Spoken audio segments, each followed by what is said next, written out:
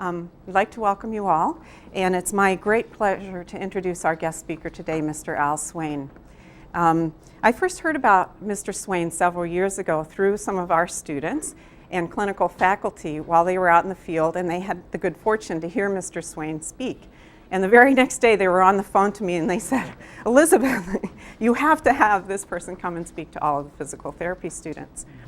And so we started working on that, and 2 years ago, Mr. Swain did come and speak to our physical therapy students, and at that time we were over in Pierce Hall. It was a little harder to get around for sure, but he got rave reviews. And so I'm really thrilled that he's willing to come back and talk to us today, not only to our physical therapy students, but to other guest faculty and students from other health professions here in the College of Health Professions. I would like to thank the program in physical therapy and the College of Health Professions for co-sponsoring Mr. Swain's visit today. Mr. Swain is one of Michigan's leading disability advocates, leading disability rights advocates, I should say. He's served on numerous boards and commissions and is very active within the Michigan disability community. He's currently the Associate Director of the Capital Area Center for Independent Living in Lansing, and the center addresses the independent living needs of persons with disability. He's also nationally and internationally known for his public speaking skills, and you will see why momentarily. His topic today is disability as diversity and the importance of respect for all individuals and differences among individuals, especially for those of us in the healthcare communities. And so I'm going to stop there and let Mr. Swain tell you the rest of the story about himself, his life, his experiences, his insights, and his accomplishments, because I feel he really does that best. Thanks, Al. Thank you very much, Dr. Mostrom.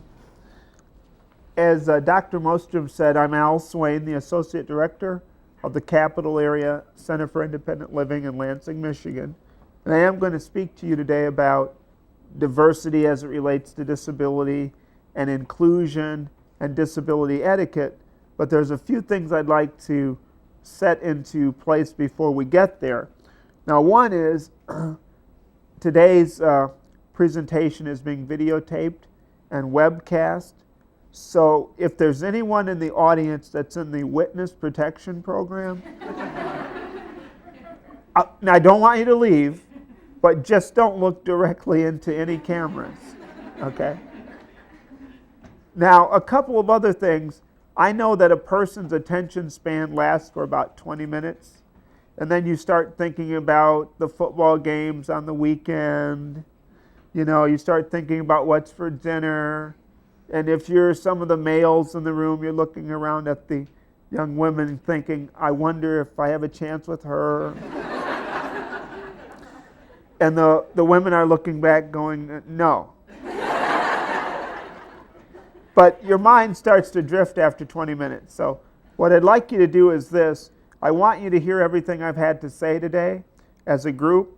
So what I want you to do is start paying attention at a slightly different time. So when I'm done, you will all have heard what I had to say, and then you can compare notes. And then the other thing is the speaker, no matter what they say to you informationally, the speaker wants to know that you, the audience, appreciated what they had to say. And I used to wait until the end of the presentation to find out if you liked it or not. But last year I turned 24 for the second time. So I don't have time to wait and see if you liked it or not. So here's how you can help me. During the next 3 or 4 hours, when I say the following well-known phrase, I want you all to burst into spontaneous cheering and applause. The phrase is chronosynclastic infundibulum.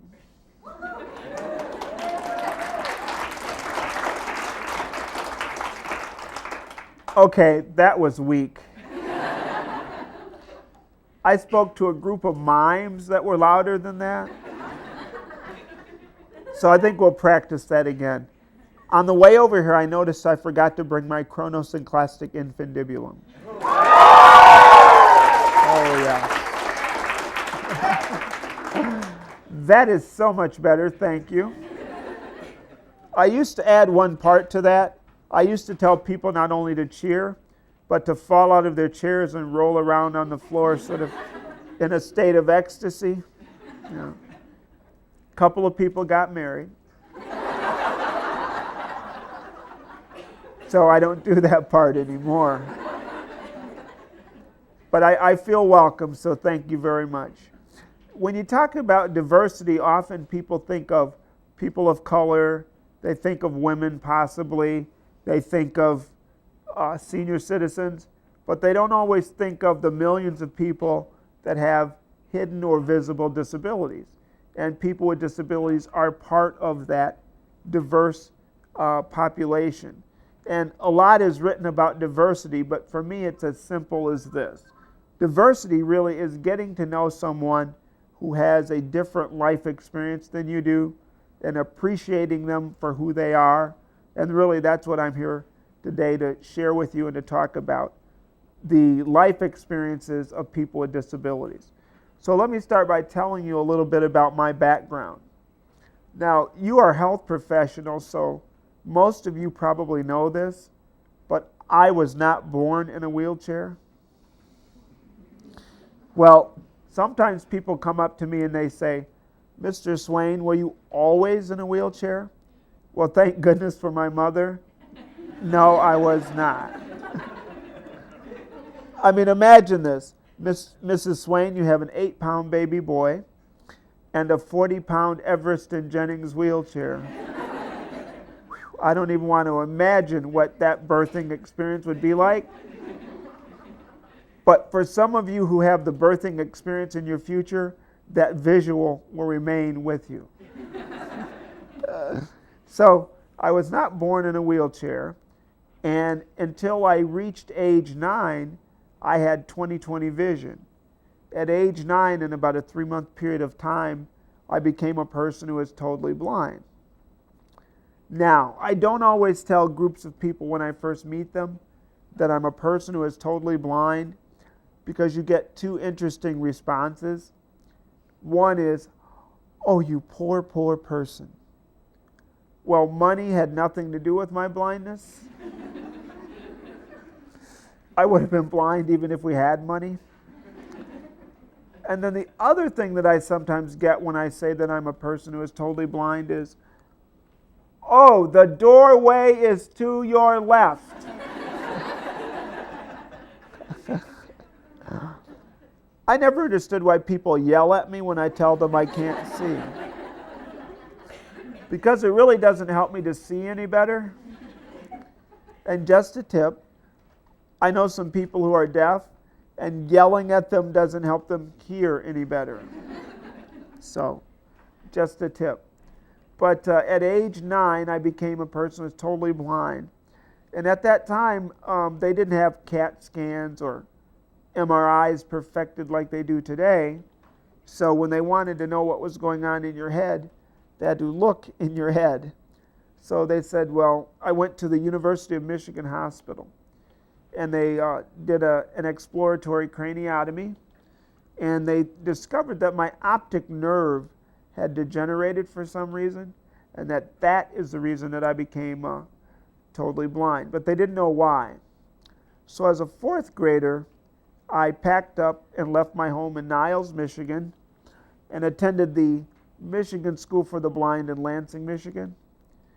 And whenever I say that I went to the School for the Blind, people say to me, did you get to go to school with Stevie Wonder? And I have no issues of low self-esteem, so my response is, Stevie Wonder got to go to school with me? No, because if you take away his millions of dollars and his incredible musical talent, what do you got? You got me, right? So, no, actually, I do happen to know Stevie because my very best friend, J.J. Jackson, is Stevie Wonder's best friend. So I get to do best friend things by association. And Steve is a very cool guy. But for 8 years, I attended the Michigan School for the Blind, where I was most valuable wrestler on the wrestling team for 3 years in a row. I played saxophone in band. I ran track. I graduated as valedictorian of my class. And then I attended Olivet College for 4 years, where I got my BA in sociology and social studies. But way back in my life as a young man, the School for the Blind, my mother, and my friends and family said to me that your life is about possibility, not disability. It's about the hundreds of things you can do, not the 3 or 4 things that people think you can't do.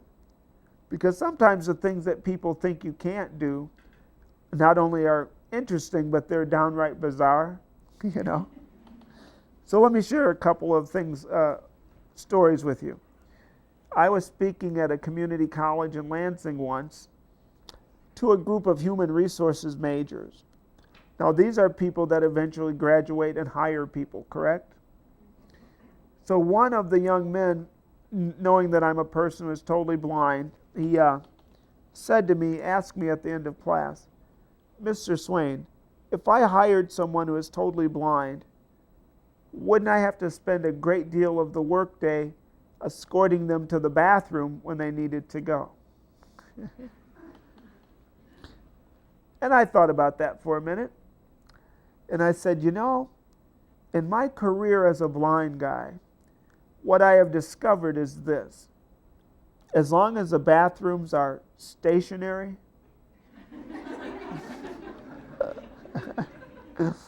once you show me where they are the first time, I can get there after that by myself.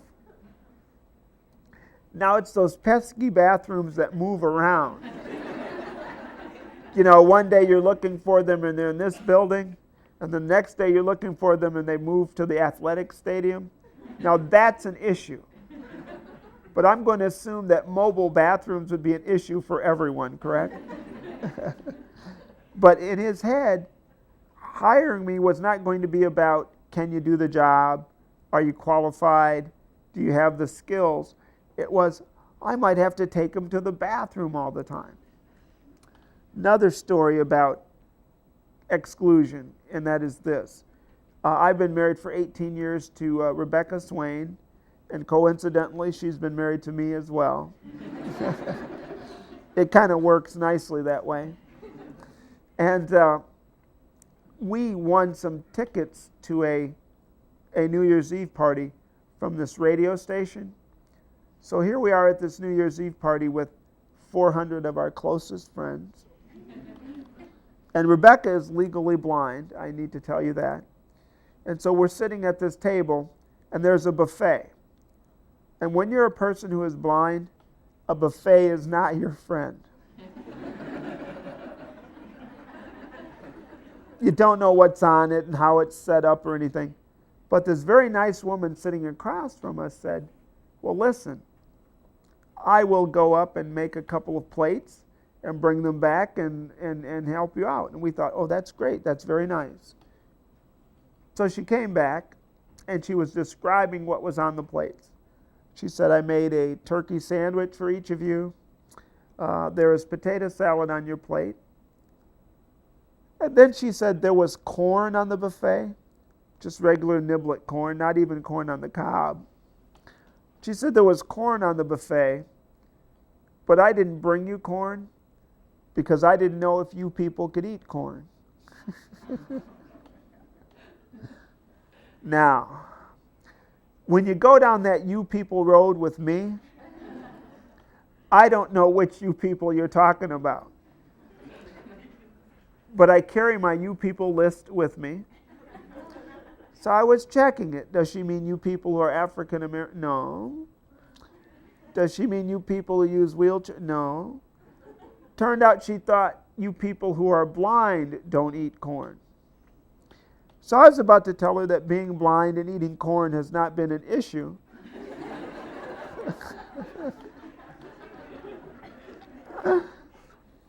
When her friend turned to her and said, oh no, they eat corn now. In fact, you'd be surprised all of the things they do eat. Again, I was about to say corn and blindness, not a problem. But at that time, I was only 30, and I thought, I haven't really lived all of that long. So perhaps back in 1922, there was the great corn scare in America that involved blind people. So I didn't say anything, and I ate my turkey sandwich and went without corn. Well, twice now I've had the fortune of going to Bermuda to be the featured guest speaker for their Accessibility Awareness Week. The first time it was for 6 days, and last year it was for 10 days. And just a tip, if anyone ever invites you to an all-expense paid trip to Bermuda where your hotel room overlooks the Atlantic Ocean, take them up on that. But when I was there, I did a lot of speaking at receptions and lunches and that kind of thing. And I told them the corn story. And they liked it so much that after that, we would be at a reception and somebody would be down at the end of the table going, "Al, there's corn on the table and you can't have any."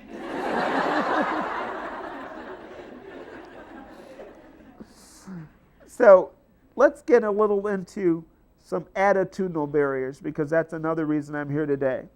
At our office, we address environmental issues, ADA questions, resource questions, but the biggest thing I think that we do is help people adjust to their disability and also help people deal with the attitudinal barriers that sometimes people who don't have a disability confer upon us. So I want to talk to you about some of those attitudes to be aware of.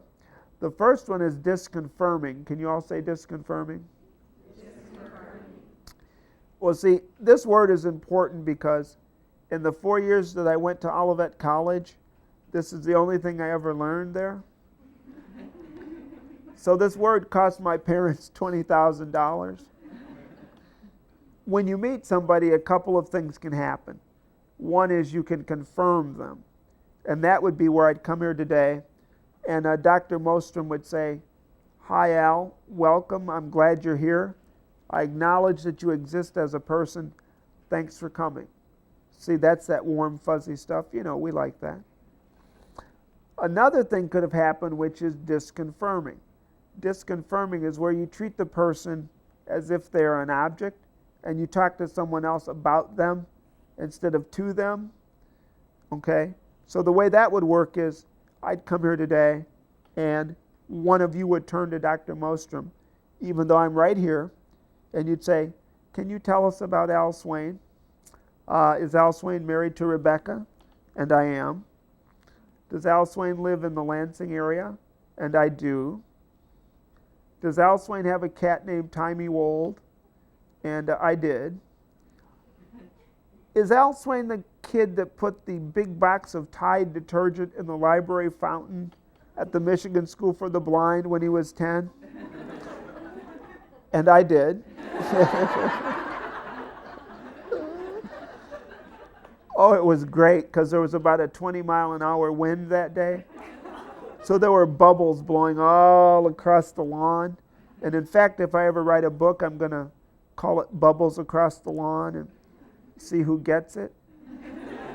By the way, they're still looking for the kid who did that. So if we could just keep it in this room and on the webcast, that would be great. But you'd ask all of these things that I'm capable of answering myself. That happens to persons with disabilities sometimes when able-bodied people are around. Happens to seniors, when younger people are around. We're going to speak for grandma and granddad, And in the health profession, happens a lot because the doctor will talk to the potted plant in the corner instead of talking to the person. So be careful as you go out and you graduate and you work in the health profession, be careful that you don't disconfirm people, because that makes people feel less than instead of equal and like people. So be aware of that. I'll give you a disconfirming story. Years ago, I was at this little Spanish restaurant in Lansing, and it was margarita night. And they have these margaritas that are the size of bird feeders. So after you've had 2 of them, even if you didn't have a disability, you develop a disability. You know, you can't remember if you're able to walk or not. And you don't remember where you live, so obviously it's some sort of brain injury. But I had had one, and the able-bodied woman I was with had one. And then the waitress came up and asked her if she'd like another margarita, and she said yes. And then I'm told the waitress looked at her and pointed at me and said, "Would he like another margarita?" And I said, "Why, yes, he would." And from that point on, she talked to me when she wanted to know what I wanted, which was the whole point, correct? Yeah, dealing with what I wanted was the whole point of that exercise. So be careful and remember disconfirming as an attitudinal barrier. Again, another assumption is that no matter what your disability might be, often people act as if everyone has a mental characteristic. Now, mental health issues are certainly legitimate disabilities, but to categorize millions of people in that way and then to treat them in a negative manner is not correct. I was visiting my mom in a hospital in Kalamazoo back in the early 80s. She was the patient, not me. But if you are a person who uses a wheelchair and you visit a hospital, it is tough not to be identified as a patient, because I would be on the elevator riding up to visit my mother, and I would be fully clothed, because that's how I leave home. Okay, when I remember to, that's how I leave home. And the people on the elevator would say, "Oh, so you get to go home today." I get to go home every day. I am not the patient. Well, I was with my nephew James, and we were visiting my mom. The social worker came up and had paperwork to sign. She handed it to me. I gave it to James. He read it, and then I signed it. Well, later on in the hallway, she saw James alone, and she said, "Excuse me, is your uncle mentally retarded?" See, because I didn't sign the paperwork, and she thought, aha, there's a literacy issue. So she asked, "Is your uncle mentally retarded?" And James said, "I don't think so, but I'll ask him." He asked me, and I told him I wasn't, and that seemed to be okay with him. So those assumptions that we make about people that have a different life experience than we do get in the way of us getting to know people who have a different life experience than we do. So be careful about that. Now, this third attitude I want to talk about is paternalism. And it's a little bit different than the other two. Paternalism comes from the fact that you're saying, listen, I'm going to do what Al Swain needs me to do because I'm a friendly, fatherly, good person, and I'm just going to step up and do what Al Swain needs me to do, but I'm not going to ask Al Swain if that's what he wants me to do. And the best paternalism story that I ever heard was from a law student who was a person who was blind, who attended Yale, I think, and he was home on vacation. And he and 9 of his friends who are blind decided to go to this watering hole on a Friday evening, where they have kegs of Pepsi and kegs of Mountain Dew and things like that. So they decided to go there. Now, if these 10 people show up at your bar with an assortment of canes and guide dogs, you might look twice, but you wouldn't do what the manager of the bar did. When they were seated, he came up and he said, "Excuse me, I was thinking, if anyone needs to go to the bathroom, raise your hand." And they're thinking, we haven't had to do that since we were in 2nd grade. now they're sitting there discussing this, and he came back and he said, also I was thinking, for your own safety and so that no one gets hurt, you probably shouldn't dance. Now, I don't know how he thinks that people who are blind dance that would be injurious to themselves or other people, unless he thinks you take one of the dog guides by the tail, and twirl them around your head. Because if you hit someone with a 90-pound lab, that would hurt. Okay, I'll tell you where I got that visual of twirling the dog around your head. There was this joke that a person who was blind went into a Meijer store, and he had this dog guide with him, and he went down one of the aisles, and all of a sudden he grabbed the dog by the tail, and he's twirling the dog around his head, and the manager said, "My good man, what are you doing? You're going to injure the dog." And our friend who was blind said, "Oh, just looking around."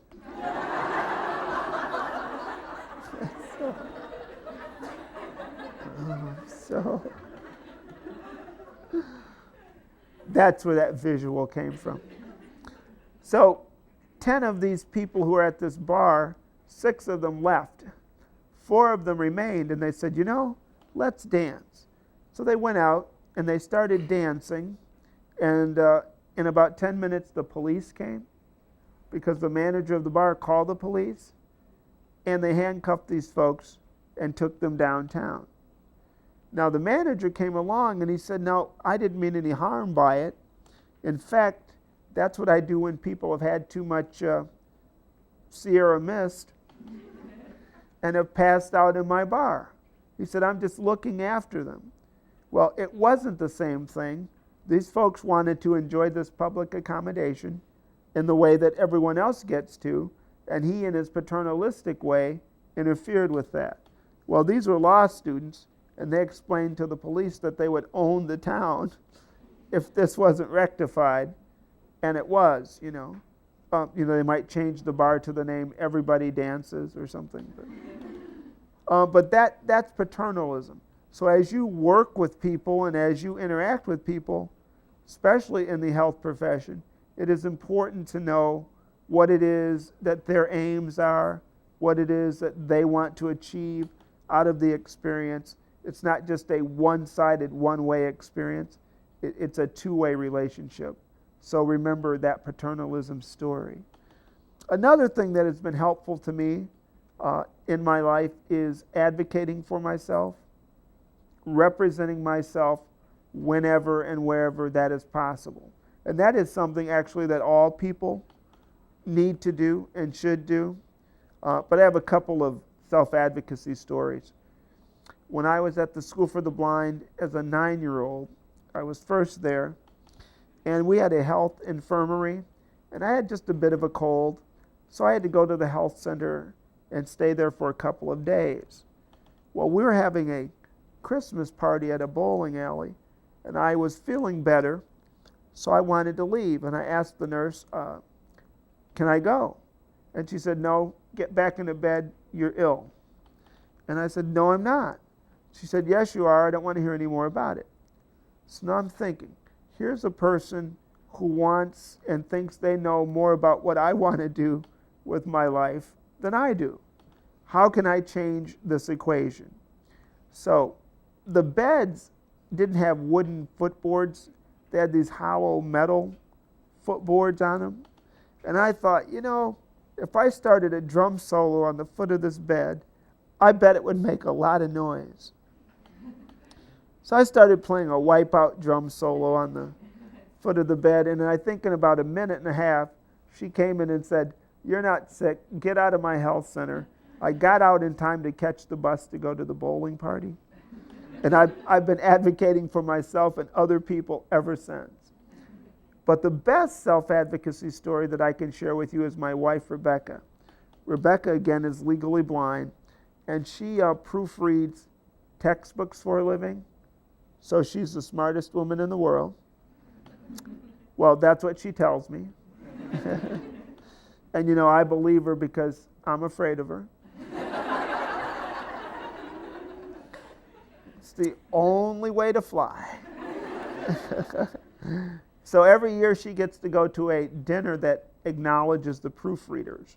So I get to go as the spouse for a free meal. And it was at a little restaurant in Jackson, Michigan. And I won't tell you the name of the restaurant. It was Gilbert's Steakhouse.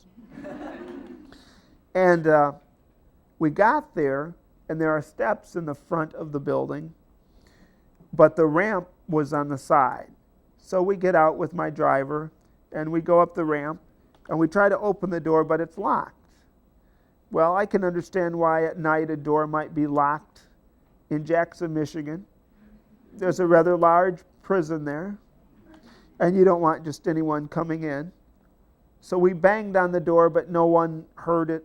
So the driver went around to the front, walked up the steps, and asked someone to unlock the door. Well, when the waitress came and unlocked the door, she said, yes, that's our routine.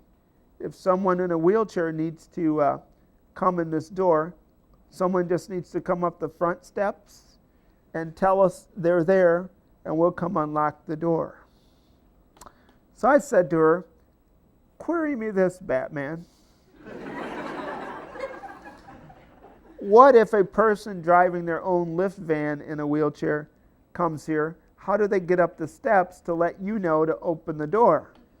I said, what you need to do is put a buzzer or something in here so someone can let you know. So would you tell your manager? Well, the next summer, we come there and the same problem. Door is locked, we're banging on it, no one hears it. Well, Rebecca always carries her white cane with her.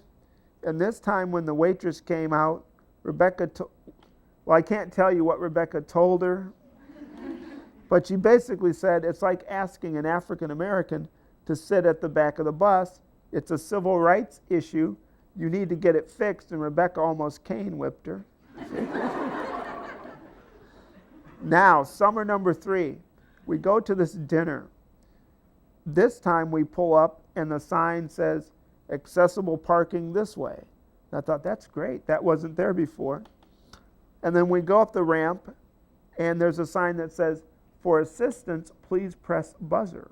So we do that, and immediately the waitress opened the door, and we went in. So I asked Rebecca's boss, when did they put in the buzzers and the signage? And she said, I'm not sure, but when I drove by here 2 weeks ago, none of this was here. I'm sure they looked at their guest list and they said, the woman with that cane is coming back.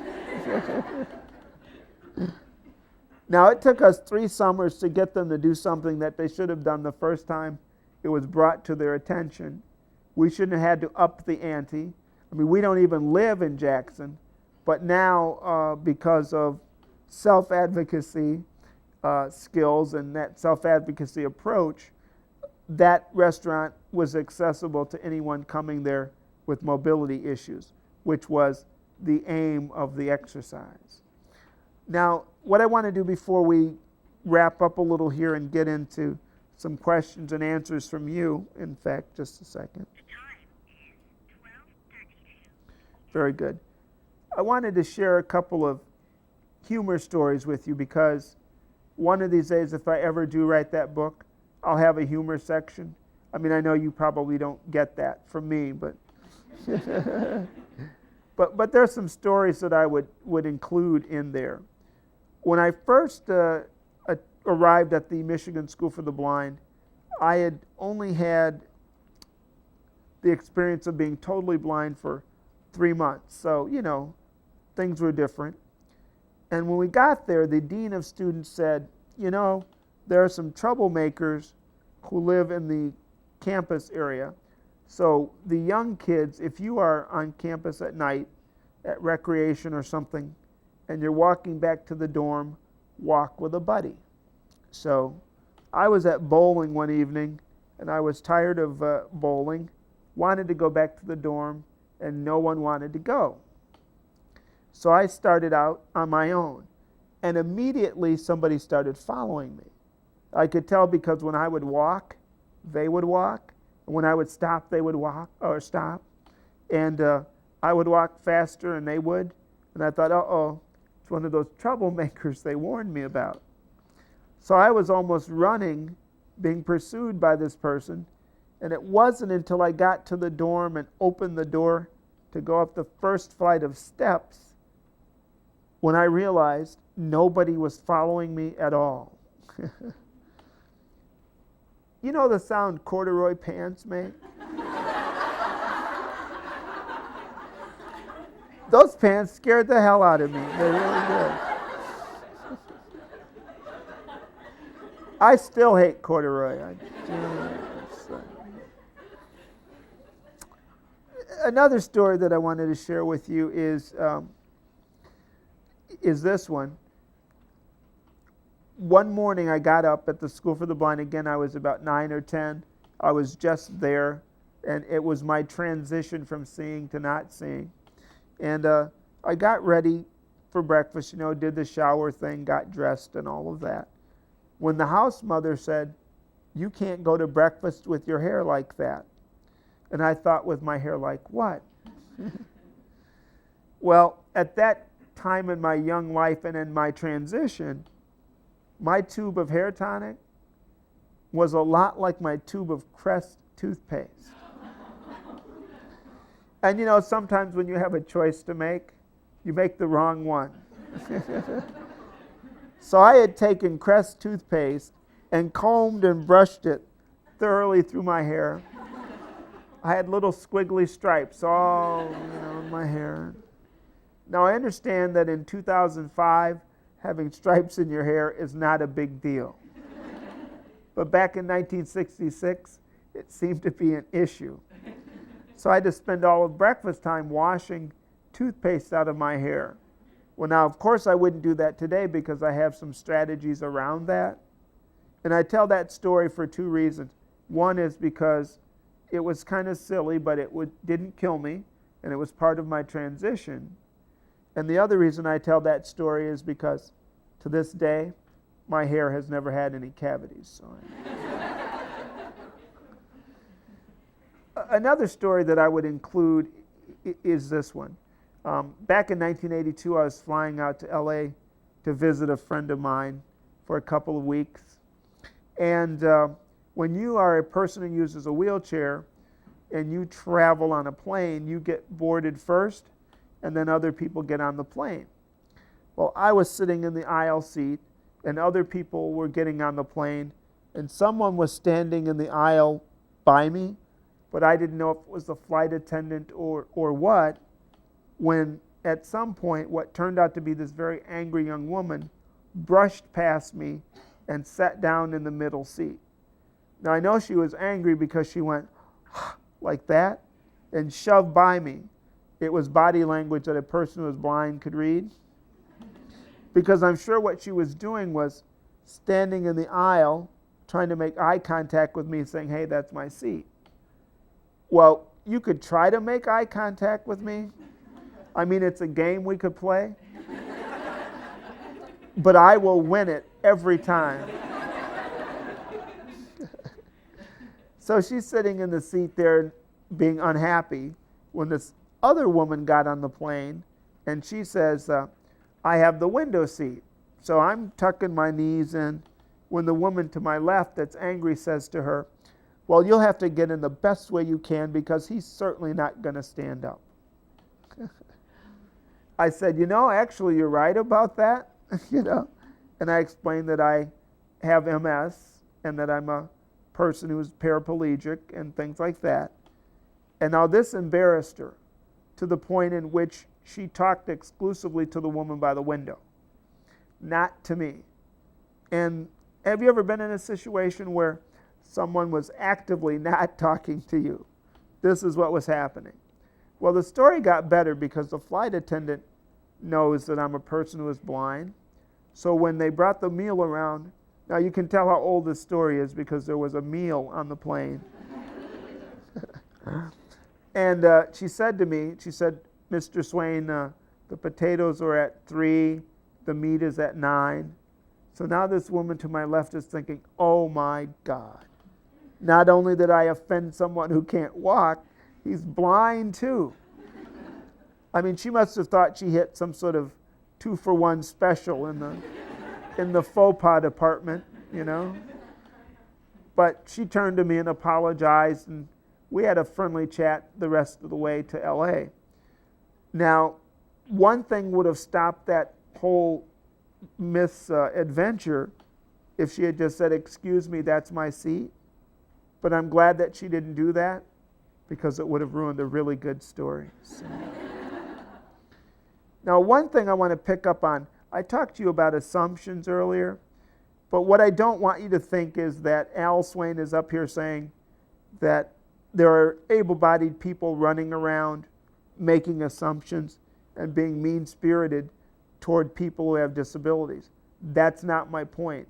My point is, I think we all make assumptions about people who have a different life experience than we do, but what I want to do is to encourage you to limit when you do that and eventually not to do that. But even I, as enlightened as I am, have made those assumptions.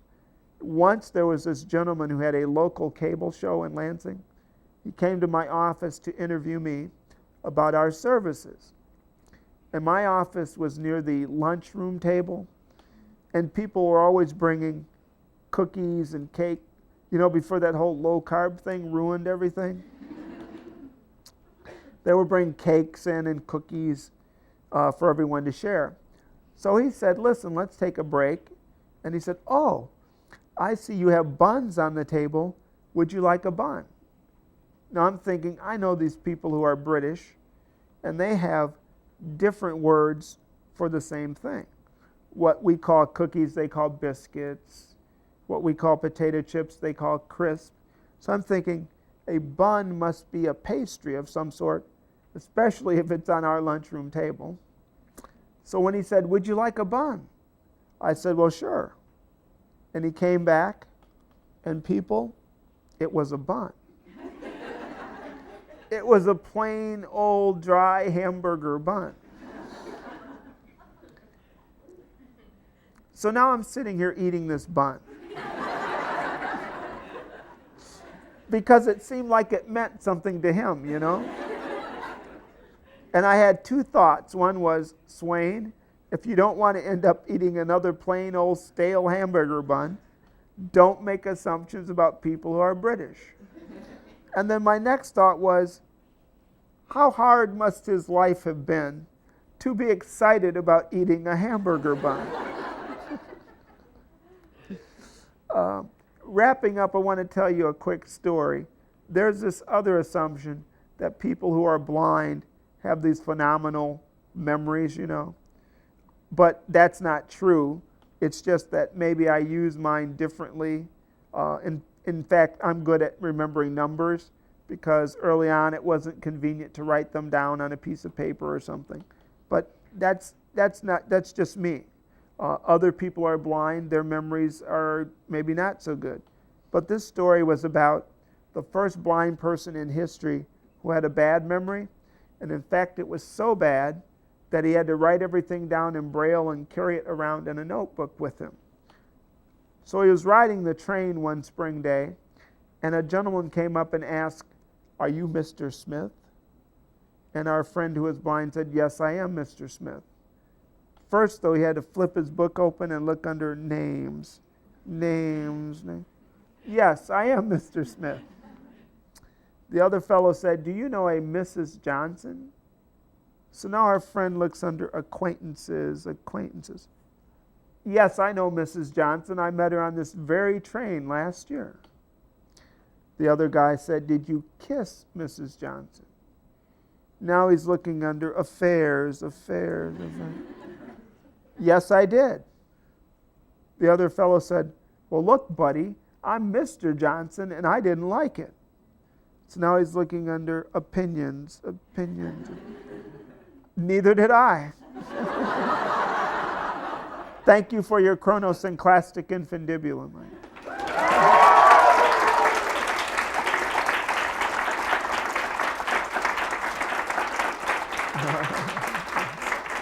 Great. Because what I'd like to really do now is do a little comment or question, because the value of a day like today really is to get to know a bit about what you want to know. instead of just being a talking head. So I will entertain any kind of comments, questions. The only thing I don't give is pen numbers. I don't. And if you have a question or a comment, we'll need to put it on tape. But don't hesitate. Either Herm or myself will bring a microphone to you. Okay. Anyone? Yep, on the way. Okay. And if you could just let me know your first name, that would be great. Hello, Mr. Swain. I'm Marvis Larry. We met earlier. Yes. You mentioned earlier that something about a strategy and your toothpaste. Would you mind sharing some of your strategies so that the rest of us can be as good at taking care of ourselves as you are, obviously, at taking care of yourself? Thank you. Yeah, thank you very much. Well, it's real nice probably to have things that aren't that close in shape to each other. You know, like today I use like Donnie's Curl Activator. Not that they're going to be a spokesman and send me cases of Donnie's Curl Activator, but it comes in a tall round bottle, and you know, my toothpaste does not. Although these days you do have to be careful that your tube of toothpaste, because now they're making it and it looks a lot like other things like KY gel. And the only difference is one has a flip up top and one has a screw off top. So I'm very careful when I approach those. Because you're going, wait a minute, do I smell that minty fresh smell? Or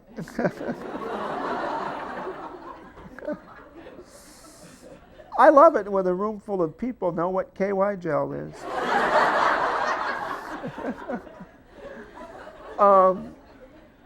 There are things like that, but fortunately for me, my wife Rebecca in '96 had a lens implant, a cataract removed, and a lens implant operation.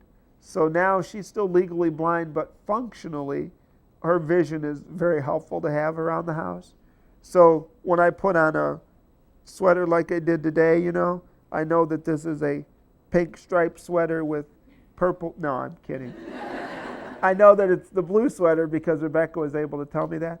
But sometimes things are like with shirts, it's as simple as, okay, the black shirt that somebody told me was black had the 3 buttons, you know, but the white shirt is the one with the tab collar. It's those kinds of things that you get to use to know what is what. The other good thing, though, about Rebecca having the increased vision, we're back in the loop in terms of the visual things that they put on television. Because weather things, for example, when I was a kid, if there was a tornado possible, the weather guy got on and told you that. Now they just beep at you about something. Something's beeping on the TV. If you're a person who's blind, you don't know what it is. So I just assume it's something that doesn't harm blind people. But now when it's beeping, Rebecca will go over and say, oh, it's a tornado warning, or she'll say, oh, a semi-truck turned over on I-96, or so we're back in the loop that way. So it's actually, that's a helpful thing too, for me. But it's those kinds of little differences that can tell you what's your toothpaste and what's something else. So that's a very good question, Dean. Thank you. Others? Herm, can you get Courtney? Way up in the back of the room. The name is Courtney. Yeah. Our executive director's daughter is named Courtney as well. Well, my question is about confirming and non-confirming. Yes. And if you encounter a person who is unable to speak for themselves, what is your recommendation for addressing that person, even if you know someone else is going to be answering your question? Well, number one, I know people, for example, who might have speech difficulty. maybe it's cerebral palsy or something like that, still try to address that person directly. Try to understand what that person is saying, because things are helpful, like if there's noise in the background when you're talking to a person with speech difficulty, turn the fan off or turn the radio off, because often that's helpful. It's also helpful because the more you get to know that person, the easier it is to understand them. The other trick would be maybe instead of getting stuck on a word they're trying to say, sometimes if they spell that word, you ask, could you spell that? That makes it easier. But still attempt to understand what they're saying. Then if you can't, and there's a person with them that might understand them better than you, ask the person with the disability, may I ask your friend, I didn't quite get that. May I ask your friend what you said? But still make that effort, because it's not going to embarrass the person. I think people think it would be embarrassing to ask them 2 or 3 times, I didn't get that, could you repeat it? But actually I think it makes them feel better that you're trying to understand what they're saying. Now, if it's someone, for example, who is deaf and they have an interpreter, you should always only interact with the person who is deaf. The interpreter is just a tool. You should actually act as if the interpreter is not there. Don't turn and interact with the interpreter. Just directly with the person who is deaf. Very good question, Courtney. Al, can I? Yes. Just in that same vein then, when we're working with people of other cultures and with Right. language differences, Yes. The recommendation would be the same, It to would- interact with the person with the language difference, Yeah. and then their interpreter can Right. let us know. Make that effort to interact with the person directly. And then if you need assistance, ask, if that's okay. Yeah? Other questions, comments? Okay, we have one up here. Just tell them your name. Who do we have? My name's John. Hi, John. How are you? Hey, doing pretty well. Great. Actually, my question was regarding your MS. Uh-huh. You had said that while you were 9, you lost your vision, Right. but then obviously at some point you lost your ability to walk. Mm-hmm. And I was just wondering how that progression went and how it affected your schooling and education. Oh, great. Okay. First of all, MS is a disease that normally middle-aged Northern European white women get. But I decided to do something different. So actually, when I was about 17 at Olivet College, I started having balance difficulty and tripping over cracks in the sidewalk. And they did further testing, determined that it was MS, and determined that that is the same thing that affected my optic nerve when I was 9. So the MS is the thing that affected the vision, and then later it affected the walking. In terms of my education and how those two things affected my life, when I was a person who was just blind, it didn't have the environmental issues. Being a person who was blind, I didn't have to worry about, does the restaurant have steps or a ramp? Is the doorway wide enough to get through with my chair? Can I get through into the bathroom? Is the drinking fountain too high? You see, being a wheelchair user had all these kind of environmental things that just being a person who was blind didn't have.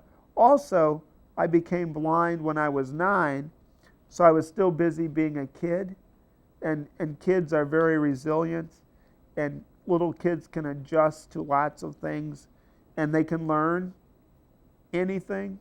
And to prove that, right now in France, there are like 3-year-old kids that can speak French.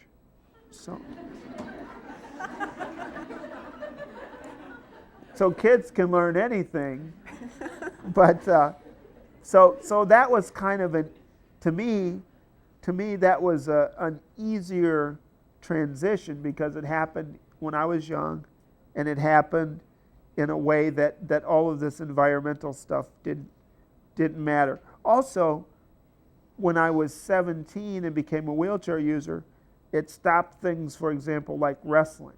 That was my big athletic thing. So I couldn't do that anymore. And it affected my coordination, so couldn't play saxophone anymore. So that was a whole different thing, and that was the thing that made me feel a little woe is me and sorry for myself.